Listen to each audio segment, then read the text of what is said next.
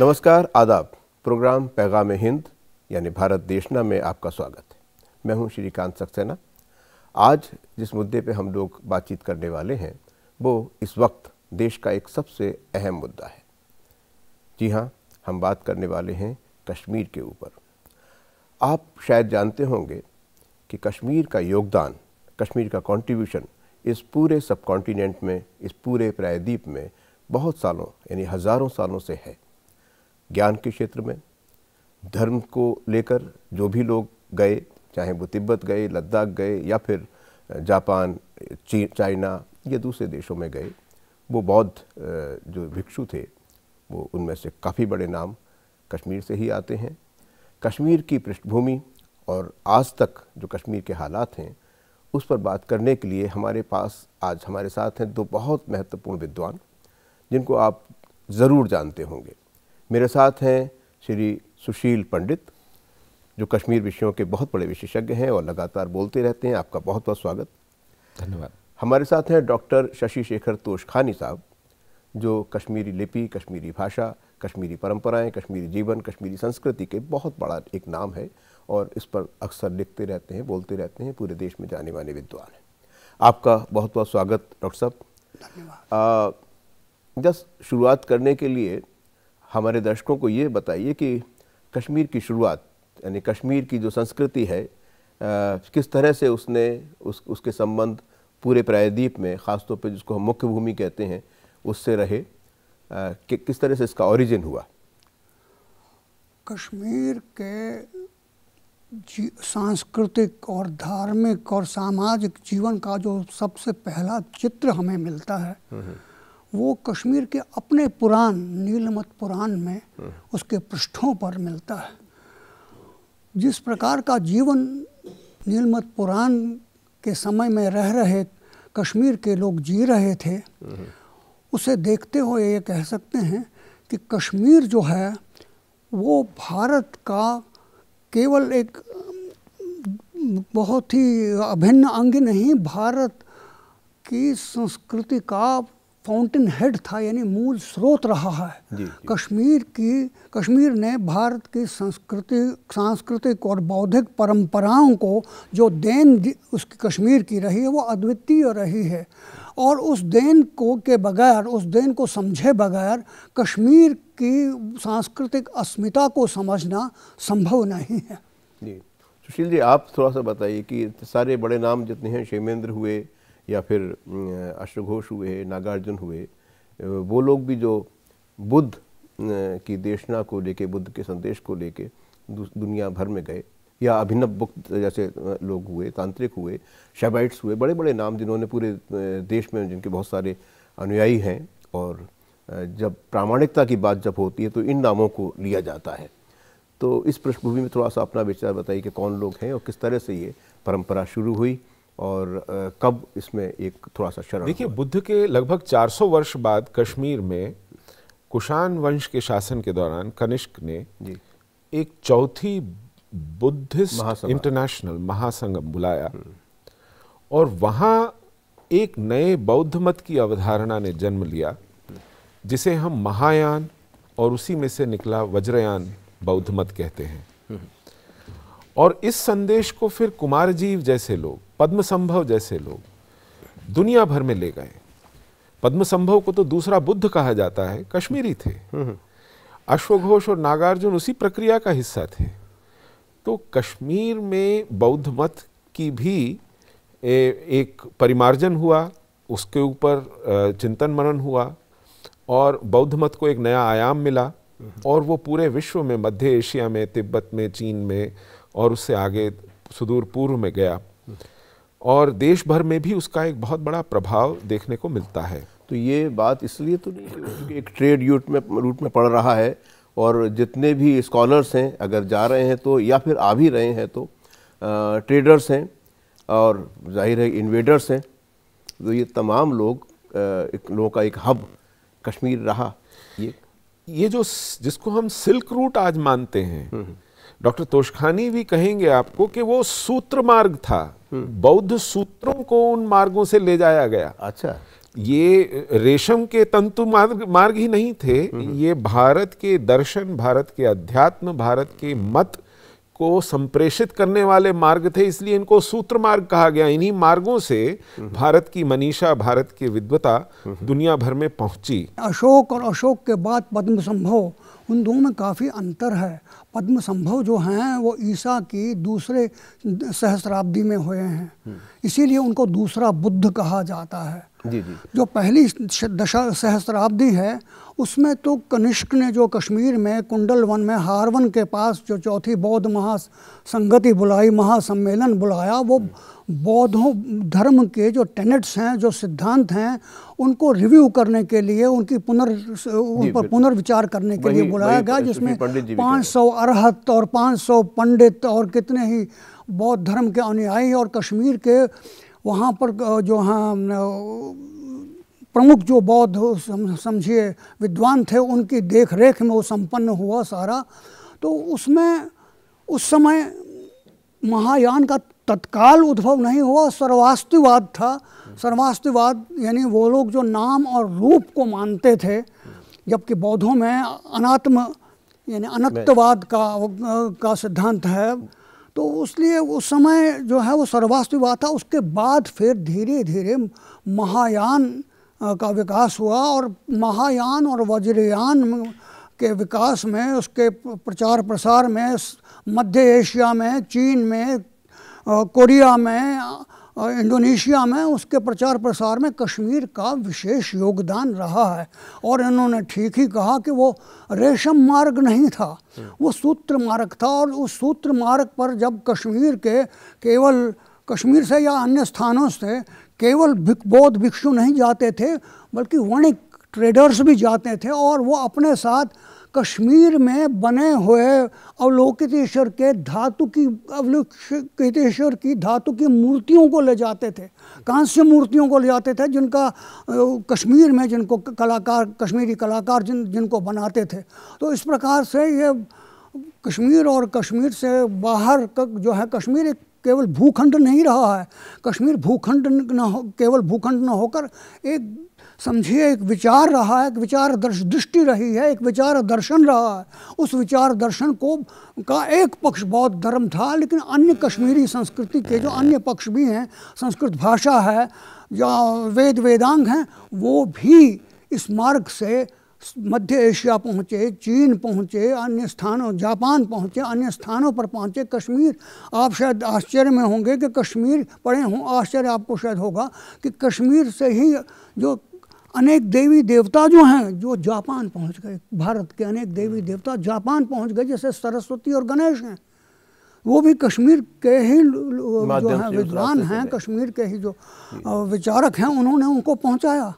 तो इस प्रकार से कश्मीर एक बहुत महत्वपूर्ण केंद्र रहा है भारतीय संस्कृति का। कुछ विद्वानों के अनुसार कश्मीर जो है वो नॉर्दर्न मोस्ट पोस्ट भारतीय संस्कृति का रहा है, लेकिन जैसा मैंने पहले कहा, वो नॉर्दर्न मोस्ट पोस्ट नहीं, वो फाउंटेन हेड रहा है, वो मूल स्रोत रहा है। और कश्मीर की जो देन रही है वो बहुत ही विशिष्ट रही है, विशेषकर दर्शन के क्षेत्र में, साहित्य के क्षेत्र में, आयुर्वेद के क्षेत्र में, एस्थेटिक्स यानी सौंदर्य शास्त्र के क्षेत्र में। सौंदर्य शास्त्र का जहाँ तक संबंध है, सौंदर्य शास्त्र के जितने भी संप्रदाय हुए हैं, उनका जन्म कश्मीर में ही हुआ, उन पर बहस कश्मीर में ही चली, उनका विकास कश्मीर से ही बाकी देश के बाकी भागों में हुआ। उनका विकास, उनका जो है वो प्रचार प्रसार जो है वो कश्मीर से ही हुआ, और बहस वहीं से चली, वहीं से शुरू हुआ। इस प्रकार से कश्मीर के लोगों ने एक ऐसा सांस्कृतिक और बौद्धिक वातावरण तैयार किया जिसने कि सारे देश को प्रभावित किया, और देश के जो जनमानस था, लोकमानस था, उसको गढ़ने में एक विशेष समझिए वो योगदान दिया। सुशील जी, बहुत बढ़िया बात, बहुत बड़ा एलोबरेट किया डॉक्टर साहब ने। मूल प्रश्न वापस आता है कि जिसको हम लोग कश्मीरियत के नाम से जानते हैं, यानी चाहे वो बौद्ध धर्म हो, चाहे हिंदुओं का हो, या फिर इस्लामिक जो वैल्यूज हैं उनका हो, तो आपस में कश्मीरियत की पहचान ये होती रही कि बड़ा एक रवादारी रही है, सोच में भी और जीवन में भी। ये सब कब तक रहा और कब उसमें बदलाव आने शुरू हुए, इस पर थोड़ा सा बताइएगा। इसका कश्मीरी भाषा से भी कोई लेना देना नहीं है। अब जैसे कश्मीरी भाषा है, संविधान की 8वीं सूची में मूल 14 भाषाओं में से एक थी कश्मीरी भाषा। वो एकमात्र ऐसी भाषा रही उन 14 भाषाओं में से जो किसी स्कूल में नहीं पढ़ाई गई। उसमें कोई टेक्स्ट बुक्स नहीं है, कोई टीचर नहीं है, कोई योग्यता, कोई परीक्षा, कोई डिग्री, इस तरह का कुछ नहीं पाया गया। उसको किसी सरकार ने अपने काम में इस्तेमाल नहीं किया, उसमें कोई अखबार नहीं छपे वर्षों, कोई पत्रिका नहीं छपी। अगर किसी भाषा के ना पढ़ने वाले हैं, ना वो स्कूलों में पढ़ाई जा रही है, और बहुत एक लेकिन वो बोलने वाले हैं और पहचान के हैं। कश्मीरी भाषा का जहाँ तक संबंध है, उसका विकास, उसका उद्भव सीधे वैदिक भाषा से हुआ है। वैदिक भाषा के एक प्राकृत के रूप में हुआ है। यानी शरीर के अंगों से लेकर सगे संबंधियों के नाम तक, नित्य प्रयोग में आने वाली वस्तुओं के नाम को भी उसमें शामिल कर लें आप, तो सब कुछ जो है, ये शब्द स्रोत, जो शब्द संपदा कश्मीरी की है, वो सीधे वैदिक संस्कृत से और संस्कृत से चली आई है। उस भाषा को 14वीं शताब्दी के बाद उसमें उसको समझिए आप कि पश्चिम एशिया की भाषा, अरबी फारसी भाषाओं का एक उपबोली बनाकर रख दिया है। जब उपबोली बनाकर रख दिया, उसके बावजूद भी उससे अच्छा था कि सीधे वो उर्दू ही चले। तो कश्मीर में उर्दू ही रखी गई। उर्दू इसलिए रखी गई, अनेक भाषाएं बोली जाती हैं जिसको जम्मू कश्मीर राज्य कहते हैं, इसलिए उन्होंने समन्वय के लिए उर्दू भाषा को रखा। तो कश्मीरी भाषा में ये ठीक कह रहे हैं कि कहीं कभी पढ़ाई नहीं गई है, लेकिन अब स्थिति बदल गई है। अब कश्मीरी भाषा पढ़ाई जा रही है। लेकिन कौन कश्मीरी भाषा? जो जैसा कि मैंने कहा, जो कि इस समय अरबी और उर्दू फारसी के एक उपबोली बनकर रह गई है, जिसमें कश्मीर की मूल प्रकृति जो है, कश्मीरी भाषा का जो मूल स्वभाव है, मूल संरचना है, उसे ही विकृत कर दिया गया है। कश्मीरी भाषा की बात हो रही थी, तो उसमें जो साहित्य सृजन हुआ, जो अदबी काम हुआ, सकाफती काम हुआ, वो ज़्यादातर जो है वो संस्कृत में हुआ है। उसमें कल्हण का, बिल्हण का या उन लोगों का। कश्मीरी भाषा का कौन कौन सी किताब है? उसमें कल्हण बिल्हण ने संस्कृत में लिखा, अभिनव गुप्त ने संस्कृत में लिखा, क्षेमेंद्र ने, क्षेमराज ने, मम्मट ने, कैयट ने, रुयक ने, भट्ट लोलट ने, भट्ट उद्भट ने, सब ने संस्कृत में लिखा। ये विद्वान संस्कृत के रहे। लेकिन जो संस्कृत भाषा के ग्रंथ हैं, जो प्राचीन कश्मीरी भाषा के जो ग्रंथ हैं, उनमें सबसे पहला ग्रंथ आता है छुम्ब संप्रदाय। अच्छा। दूसरा ग्रंथ आता है महानय प्रकाश। ये सब आज से 600 साल पुराने ग्रंथ हैं। फिर तीसरा ग्रंथ आता है सुख दुख चरित। फिर आता है बानासुर कथा, जिसमें आपका शोध कार्य है। क्रम में थोड़ा सा अपने 11वीं शताब्दी में छुम्ब संप्रदाय, जो कि शैव दर्शन के क्रम संप्रदाय का एक भाग था, एक अंग था, उसी का एक स्कूल था, तो उसको लेकर छुम्ब संप्रदाय नाम का एक ग्रंथ लिखा गया, जिसमें कश्मीरी भाषा ने पूरा नहीं लिखा गया है। उसमें प्राकृत भी है, उसमें संस्कृत में व्याख्या भी, और उसमें 30 एक कोई कश्मीरी पद्य जो है, उसमें उसकी व्याख्या, उनकी और व्याख्या की गई है, पुनर्व्याख्या की गई है। उन तो उस लिहाज से तो ये प्राकृत है, पाली है। उसके बाद फिर कश्मीर में आता है महानय प्रकाश, जो कि वो भी क्रम संप्रदाय जो है, शैव दर्शन के क्रम संप्रदाय का ही ग्रंथ है। वास्तव में क्रम संप्रदाय जो कश्मीर में था शैव दर्शन का, जो कि बहुत ही महत्वपूर्ण संप्रदाय है, उसमें स्थानीय भाषा को काफ़ी महत्व दिया गया है। इसलिए उसका प्रचार स्थानीय भाषा में करने को पर जोर दिया है उन्होंने। इसलिए कश्मीरी के जो प्रारंभिक ग्रंथ जितने भी हैं, छुम्ब संप्रदाय है या महानय प्रकाश है, वो कश्मीरी में ही, तत्कालीन कश्मीरी में, कश्मीर के बहुत ही प्रारंभिक रूप में रचे गए हैं। उसके बाद बादशाह के समय में, ज़ैनुल आबदीन की 15वीं शताब्दी के समय बानासुर कथा लिखी गई, जो कि हरवंश पुराण में दी गई। बानासुर की प्रसिद्ध कथा जो है, उषा और अनिरुद्ध की प्रेम कथा जो है, और वो जो कृष्ण और बानासुर युद्ध जो है, उस पर आधारित है। वो उसमें कश्मीरी के जो प्रारंभिक रूप है, उसका एक तो उसका तो स्वरूप आपको उसका दर्शन आपको मिलता ही मिलता है। कश्मीरी छंद जो हैं वो भी संस्कृत पर आधारित हैं। वसंत तिलकम है, शार्दूल विक्रीडितम है, मालिनी वृत्तम है। तो संस्कृत के जो वृत्त छंद हैं उनका उसमें प्रयोग किया गया है। और कश्मीरी के जो आरंभिक गीत हैं, जो गीत परंपरा है, प्रगीत परंपरा है, उसके भी उसमें पे हमको पहले सीधा दर्शन होते हैं। इसमें महानय प्रकाश में भी 4 पद्यों का एक छंद का प्रयोग किया गया है। लेकिन बाणासुर कथा में जिन छंदों का प्रयोग किया गया वो संस्कृत के वृत्त छंदों के अतिरिक्त गीत की लय पर भी आधारित हैं। पिया मगस मारने, कर ईसो पी में निकटो, वो मेरे प्रिय मेरे निकट कब आएगा। तो इसकी भाषा से आपको स्पष्ट हो जाएगा कि भाषा जो है ये संस्कृत के कितने निकट थी और संस्कृत से ही विकसित हुई थी। उसके बाद सुख दुख चरित बहुत बाद की 15वीं शताब्दी के अंत का ग्रंथ है। उसके बाद भी जो वहाँ पर हुआ उसका निर्वाण श्लोक स्तव है, रूप भवानी का है। तो उससे पहले लल्लेश्वरी कश्मीरी की उनको प्रथम कवियत्री माना जाता है। लेकिन लल्लेश्वरी की जो कश्मीरी है वो वर्तमान 19वीं शताब्दी की कश्मीरी इसलिए है कि वो तत्काल लिखित रूप में उनके पद्य जो हैं, उनके छंदों को वाक कहा जाता है। तो वाक जो उनके हैं, जिसको कश्मीरी में वाक कहा जाता है, वो जो है वो कश्मीर उनके, क्षमा कीजिएगा मैं थोड़ा क्या मैं नहीं, आप बिल्कुल सही कह रहे हैं, ये सुशील जी नहीं जो वाक हैं तो वो लिखित रूप में नहीं मिलते हैं। इसके विपरीत उनके बाद शेख नूरुद्दीन आए, उनके छंद को श्लोक या श्रुक कहा जाता रहा, यानी वो भी वाक जैसा ही था। उन्होंने लल्लेश्वरी का ही अनुकरण किया और लल्लेश्वरी की ही प्रशंसा की और कहा कि मैंने घूंट घूंट करके उनका ही अमृत पिया है। तस पद्मान पोहरिच लल्ले, जो वो पद्मपुर की जो लल्लेश्वरी थी उसके शब्दों का अमृत जो है पान मैंने किया है। और हे प्रभु मुझे भी ऐसा वरदान दो कि मैं भी उन्हीं के जैसा बन जाऊं। तो इस प्रकार से उसने प्रशंसा की है। शेख नूरुद्दीन और शेख नूरुद्दीन की भाषा में भी, लल्लेश्वरी की भाषा में भी जो शब्दावली आई है वो संस्कृत के बहुत ही निकट है।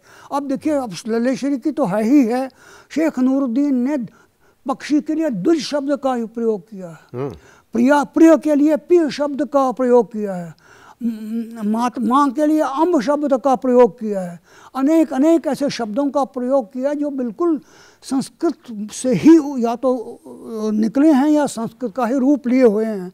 तो इस प्रकार से उस समय तक 15वीं शताब्दी तक, 14वीं शताब्दी के अंत तक कश्मीर का रूप, 15वीं शताब्दी के अंत तक भी समझिए कश्मीरी का जो रूप था वो संस्कृतमय ही था। उसके बाद जब बादशाह ने पर्शियन को, फारसी को राजभाषा घोषित की, दरबार की भाषा घोषित किया, उसके बाद धीरे धीरे 19वीं शताब्दी तक स्थिति ये हो गई कि महमूद गामी ने जो कुछ लिखा उसमें समझिए कुछ एक क्रियापदों को छोड़कर बाकी सब पर्शियन, बाकी सब फारसी था।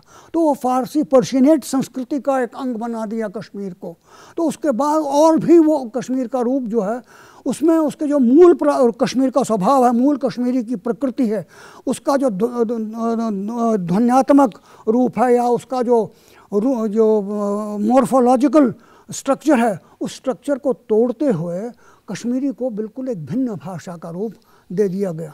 आप ही बता रहे थे कि ख़ासतौर पर जो हिंदू आबादी थी वहाँ की, कश्मीरी पंडित वगैरह, तो उन्होंने अरबी और फ़ारसी पर भी इतना अच्छा कमांड, इतना अच्छा अधिकार कर लिया कि अक्सर मुस्लिम बच्चों को कुरान पढ़ाने के लिए भी हिंदू कश्मीरी पंडितों के पास भेजा जाता था। आप बता रहे थे। जी देखिए, ऐसा था कि ये समुदाय पढ़ने लिखने की ओर थोड़ा ज़्यादा रुचि रखता था, उनका अध्ययन अध्यापन में ज़्यादा मन लगता था।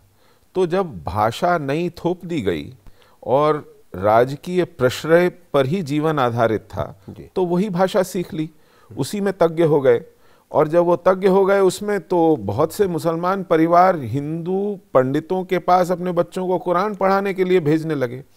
हमारे ही समुदाय में एक कुल नाम आता है काजी। अच्छा। तो मुझे लगता है कि कहीं इस्लामिक जूरिस्प्रूडेंस में मुकदमे निपटाने के लिए, झगड़े निपटाने के लिए भी काजी का काम करने लगे, तो काजी कहला दिए गए। तो वो लोग अपने पढ़ने लिखने की रुचि के कारण उस और अपनी वृत्ति के कारण उन्होंने उस भाषा पर भी अच्छा अधिकार जमाया, और जब उसके बाद भी कश्मीर में टिकने नहीं दिया गया तो जब देश भर में फैले तो इधर उधर दरबारों में उनको इस वजह से भी नौकरी मिली कि वो फारसी और उर्दू और इस सब के अच्छे ज्ञाता थे, विद्वान थे।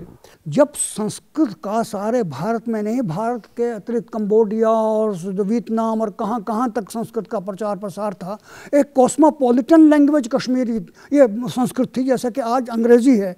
उस समय कश्मीरी के जो बौद्धिक परंपरा का जो कश्मीरी के विद्वान थे, कश्मीर के लेखक थे, उन्होंने भी संस्कृत को ही अपनाया।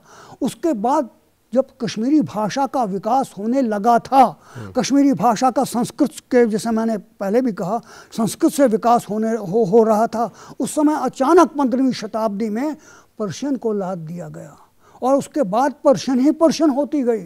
अर्ध सत्य यह है कि पर्शियन सीखे बगैर, फारसी सीखे बगैर नौकरी का मिलना संभव नहीं था, राज दरबार में नौकरी मिलना संभव नहीं था कहीं भी। हमें लगता है कि आपने आज की जो बातचीत हुई इसमें आपने कश्मीर का जो योगदान पूरे हिंदुस्तान के लिए रहा है, धर्म के क्षेत्र में, दर्शन के क्षेत्र में, सौंदर्य शास्त्र के क्षेत्र में, और ज्ञान परंपरा जो कश्मीर की है, जिसने इस पूरे भारत को और भारत की सीमाओं के बाहर भी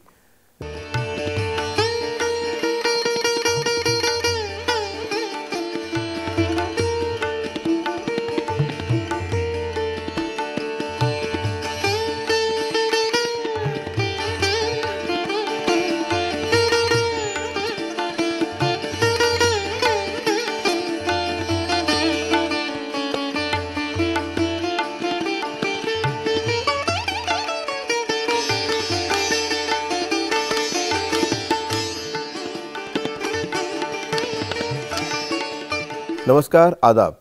प्रोग्राम पैगाम हिंद यानी भारत देशना में आपका स्वागत है। मैं हूं श्रीकांत सक्सेना। आज जिस मुद्दे पे हम लोग बातचीत करने वाले हैं वो इस वक्त देश का एक सबसे अहम मुद्दा है। जी हां, हम बात करने वाले हैं कश्मीर के ऊपर। आप शायद जानते होंगे कि कश्मीर का योगदान, कश्मीर का कंट्रीब्यूशन इस पूरे सब कॉन्टिनेंट में, इस पूरे प्रायद्वीप में बहुत सालों यानी हज़ारों सालों से है। ज्ञान के क्षेत्र में, धर्म को लेकर जो भी लोग गए, चाहे वो तिब्बत गए, लद्दाख गए या फिर जापान, चाइना या दूसरे देशों में गए, वो बौद्ध जो भिक्षु थे वो उनमें से काफ़ी बड़े नाम कश्मीर से ही आते हैं। कश्मीर की पृष्ठभूमि और आज तक जो कश्मीर के हालात हैं उस पर बात करने के लिए हमारे पास आज हमारे साथ हैं दो बहुत महत्वपूर्ण विद्वान जिनको आप ज़रूर जानते होंगे। मेरे साथ हैं श्री सुशील पंडित जो कश्मीर विषयों के बहुत बड़े विशेषज्ञ हैं और लगातार बोलते रहते हैं। आपका बहुत बहुत स्वागत। धन्यवाद। हमारे साथ हैं डॉक्टर शशि शेखर तोशखानी साहब जो कश्मीरी लिपि, कश्मीरी भाषा, कश्मीरी परंपराएं, कश्मीरी जीवन, कश्मीरी संस्कृति के बहुत बड़ा एक नाम है और इस पर अक्सर लिखते रहते हैं, बोलते रहते हैं, पूरे देश में जाने माने विद्वान हैं। आपका बहुत बहुत स्वागत डॉक्टर साहब।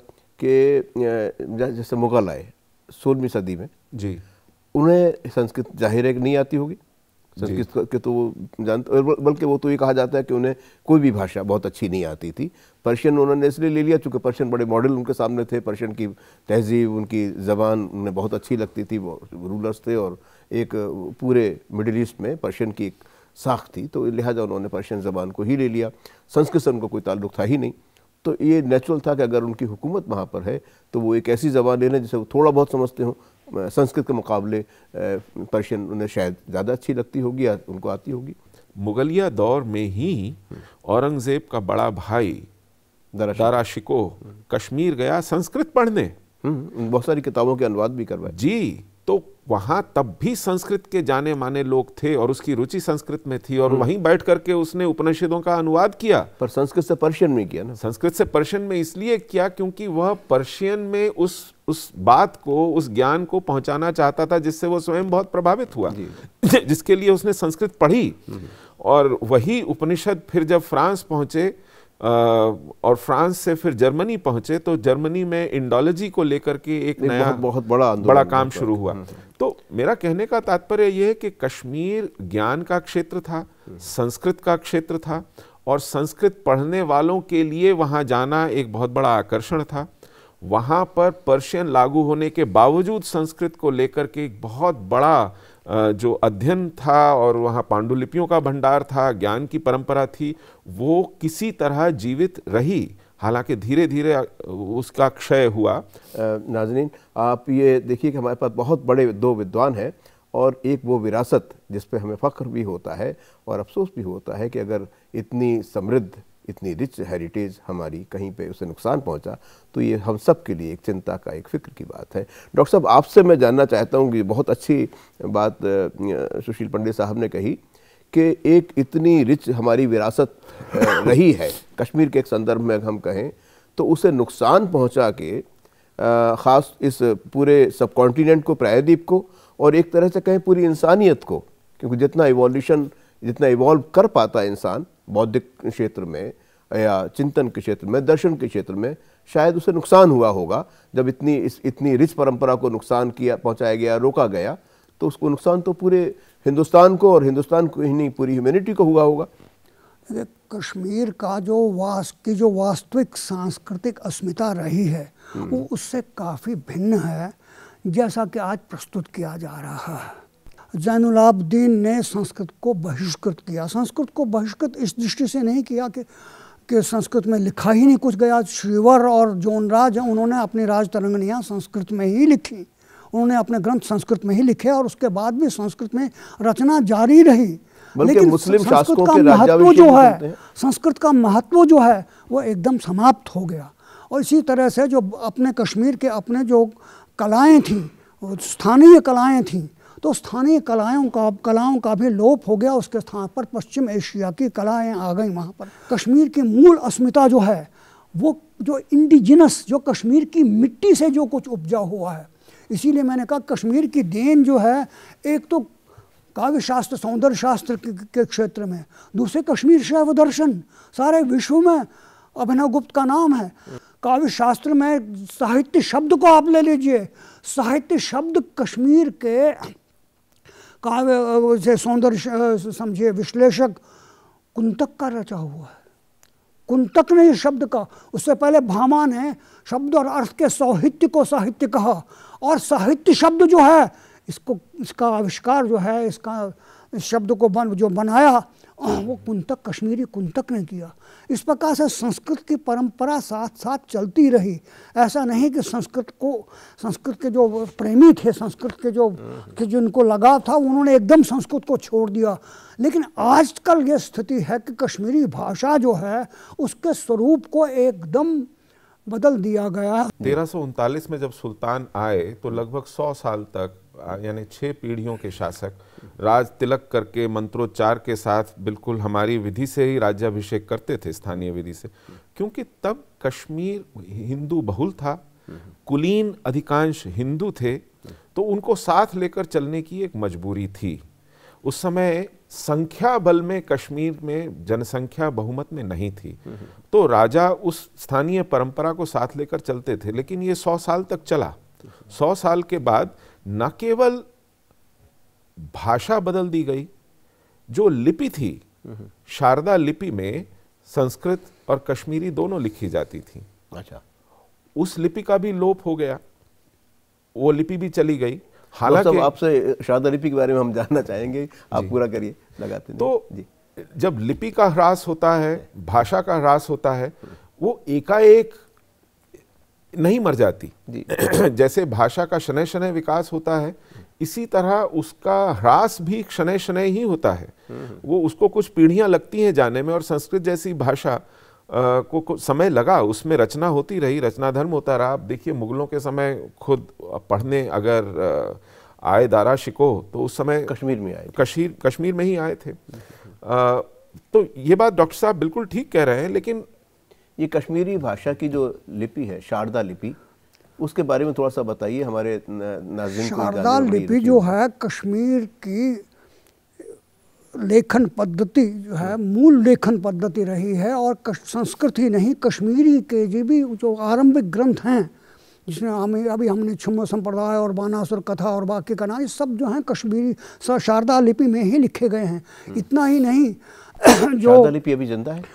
शकुंतला है या महाभारत है, उनके जो प्रामाणिक संस्करण हैं वो शारदा में लिखे गए ग्रंथों के अनुसार, पांडुलिपियों के अनुसार ही उनको एडिट किया गया, उनका संपादन किया गया, उनका प्रामाणिक पाठ निर्धारित किया गया। तो शारदा लिपि बहुत देर तक चलती रही, एकदम मर नहीं गई।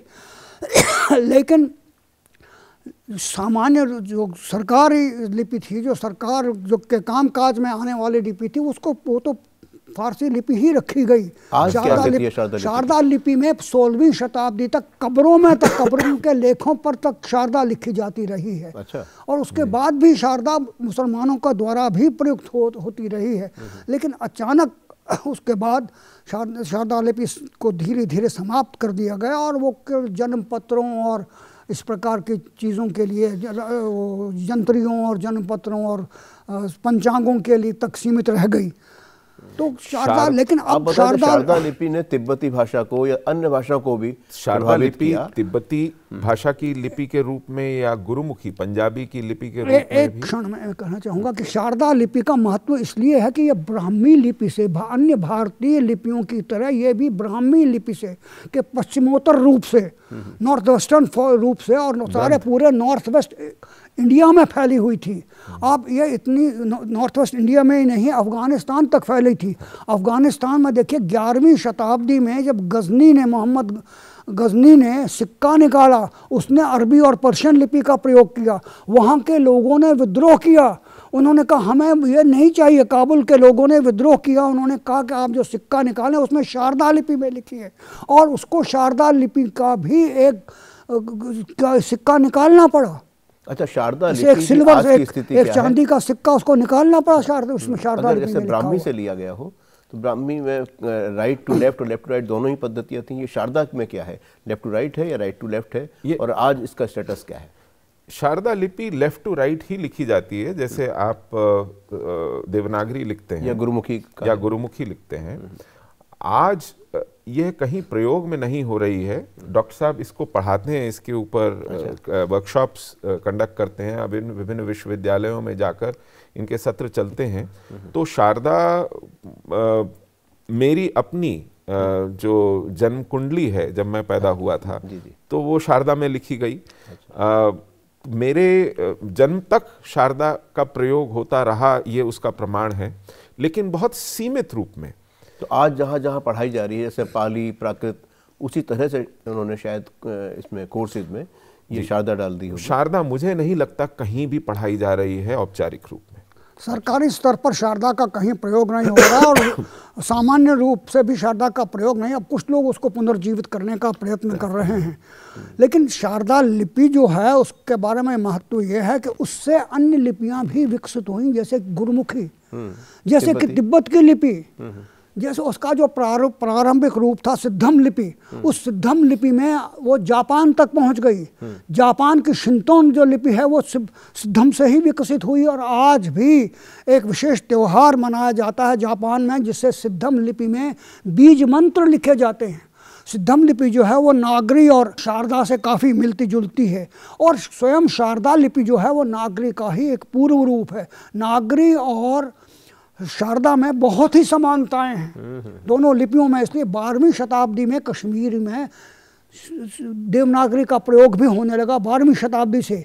और उसके बाद उससे, लेकिन कश्मीर ही नहीं, हिमाचल प्रदेश कहिए, सारे गिलगित कहिए, दर्दिस्तान कहिए, अफगानिस्तान कहिए, मैंने आपको सिक्के की बात आपको अभी बता दी, सब जगह सारे नॉर्थ वेस्टर्न जितना हिमालय है उसमें शारदा का प्रयोग होता रहा है, अब अभी टिल रिसेंटली होता रहा है। तो अब जो है क्योंकि सरकारी मान्यता उसे प्राप्त नहीं है, इसलिए उस लिपि का लोप हो गया। कश्मीर की पहचान थी एक तरह से, भाषा के क्षेत्र में, दर्शन के क्षेत्र में, धर्म के क्षेत्र में, वो बहुत अहम थी, बहुत ख़ास थी। उसने इस पूरे महादेश में, इस पूरे सब कॉन्टिनेंट में बहुत असर डाला, उसके बल्कि सब कॉन्टिनेंट के बाहर भी, चाहे वो जापान हो, चाइना हो, दूसरे देशों में भी इसी रास्ते से गई, इसका बहुत असर डाला। हमें लगता है कि कहीं कहीं जो लोग अब इस चीज़ को उठा रहे हैं, इस आंदोलन को उठाए हुए हैं, जैसे शारदा लिपि को दोबारा पुनर्जीवित करने की कोशिश चल रही है, एक अच्छी संभावनाओं को लेकर एक अच्छी शुरुआत है। तो सुशील पंडित साहब, आप थोड़ा सा बताइएगा कि ये जो शारदा लिपि के पुनर्जीवन के लिए, उसको दोबारा चलन में लाने के लिए, या कम से कम उसके पठन पाठन के लिए कुछ कोशिशें चल रही हैं, किस स्तर पर चल रही हैं, कौन लोग लगे हुए हैं कि इस भाषा को, इस लिपि को जिंदा रखा जाए? देखिए, इस लिपि का दैनंदिन प्रयोग तो संभव नहीं है, लेकिन क्योंकि इसमें पांडुलिपियों का इतना महत्वपूर्ण भंडार है कि यदि कश्मीर की हमें इतिहास को, उसके साहित्य को, उसकी ज्ञान परंपरा में से जो उत्पन्न कृतियां हैं, उनको यदि पढ़ना है, समझना है, उन पर मौलिक काम करना है, तो शारदा जानना आवश्यक है, क्योंकि वो सब शारदा में है। तो इसलिए उन विद्यार्थियों का, उन शोधकर्ताओं का शारदा से परिचित होना आवश्यक है। शारदा के साथ एक संवेदना का लगाव तो हो सकता है, और उसके तहत भी बहुत से लोग सीख रहे हैं। नहीं, अगर शोध की संभावनाएं वहाँ पर हैं, जी, एक बात। तो दूसरी बात ये भी है कि इस सदी ने देखा है, हमारी पिछली सदी में, कि हिब्रू को रिवाइव किया गया जी, और हिब्रू एक जिंदा लिपि भी है, भाषा भी है। कश्मीर का जो सांस्कृतिक योगदान है कश्मीर में, कश्मीर के बाहर, उसके बारे में थोड़ा सा हमारे नाज़रीन को बताइए। कहिए आप। कश्मीर ने जो कुछ सारे संसार, सारे भारत और सारे विश्व की बौद्धिक और सांस्कृतिक परंपराओं को, कश्मीर का जो योगदान है, वो जैसा मैंने पहले भी कहा, वो बहुत विशिष्ट रहा है। विशेषकर दर्शन और साहित्य और सौंदर्य शास्त्र की दिशा में, इसके अतिरिक्त व्याकरण के निर्माण में कश्मीर का जो योगदान रहा है, विशेष संस्कृत भाषा में, मतलब उन्होंने बहुत कुछ इसके बारे में कश्मीर के लोगों ने लिखा है, उसके बारे में कश्मीर ने अपना बहुत कुछ दिया है सारे विश्व को। तो कश्मीर की जो मूल सांस्कृतिक अस्मिता है, वो इन्हीं बातों पर आधारित है, जो कश्मीर की मिट्टी से उपजी है।